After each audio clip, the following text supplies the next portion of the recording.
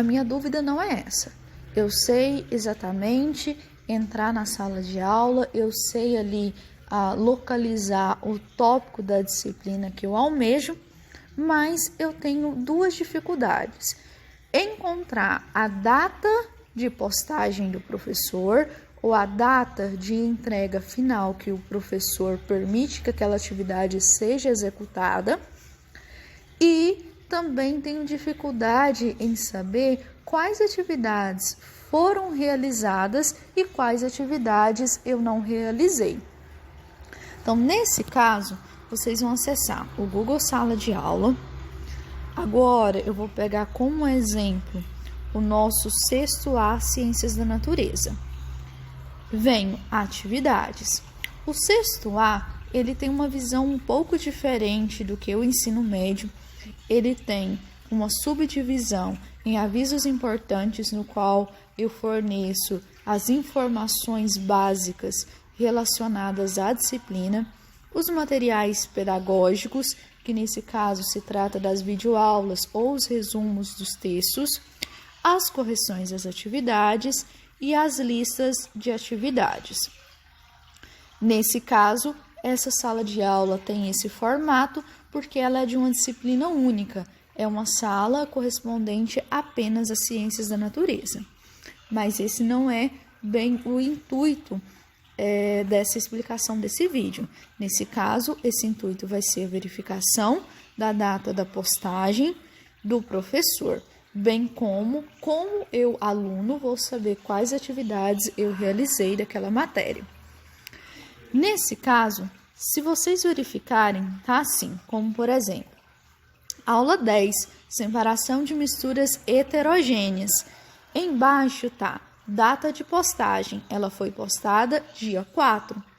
Da mesma forma, se vocês analisarem aula 11, correção da atividade interativa, tem a data abaixo, a data da postagem do professor.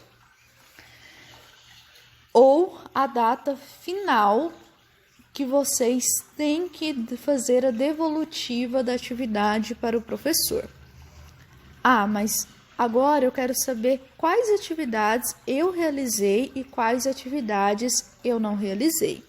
Eu aperto em pessoas, seleciono o meu nome de usuário e aí lá dentro do seu nome de usuário vai constar quais atividades você respondeu, quais atividades se encontram pendentes, quais atividades foram atribuídas.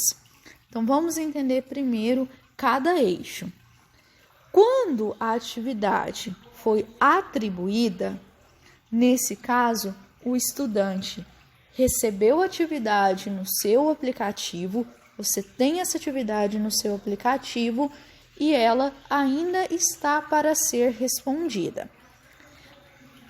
Mas, atenção, ela permanece atribuída com o nome atribuída só até o prazo máximo determinado pelo professor. Se eu coloco para você que você tem que responder a atividade até 6 de agosto, ela vai permanecer de hoje até 6 de agosto com o nome atribuída. Do dia 6 de agosto para frente, ela vai trocar de nome. Ela vai aparecer em vermelho a palavra pendente, que significa que o prazo determinado pelo professor teve o seu limite e você não respondeu o professor. Então, aquela atividade já se encontra atrasada.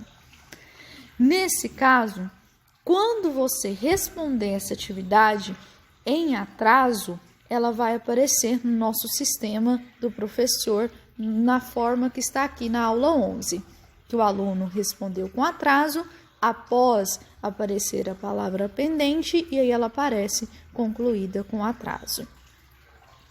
A correção não importa, e aí quando tiver esse tracinho, corresponde que o professor fez a correção e devolveu, mas a atividade não tinha nota. Quando a atividade ter um peso, o professor ele determina no canto final qual era a pontuação da atividade e antes, bem no início, a pontuação que foi adquirida pelo estudante. Nesse caso, não tem nesse estudante, ele fez todas as atividades que foram requisitadas e se encontra em aberta aquela que não tinha o prazo ali determinado para que ele respondesse. Então, assim eu consigo saber quais são as atividades que estão pendentes e quais não estão.